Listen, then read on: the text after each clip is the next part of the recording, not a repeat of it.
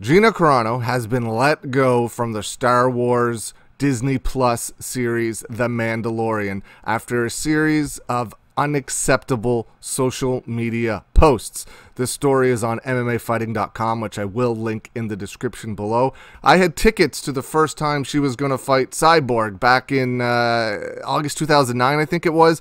She was in Fast and the Furious 6. She fought in Strike Force and Elite XC. I was a massive fan. She was the original face of women's MMA.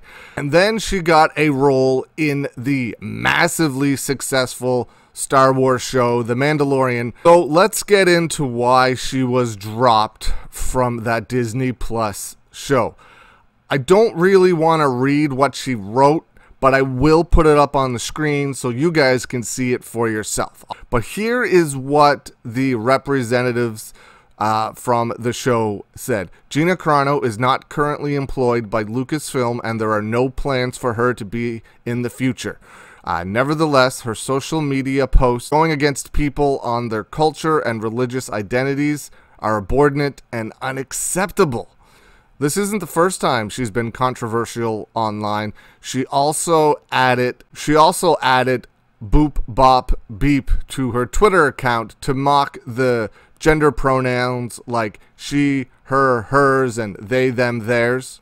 She got fired yesterday, which was February the 10th, 2021, which was 14 years ago to the day that Gina Carano and Julie Kedzie competed in the first women's MMA fight in history to air on television. Strike Force was years ahead of its time when it comes to women's mixed martial arts. They were giving the women a platform to fight way before the UFC ever did.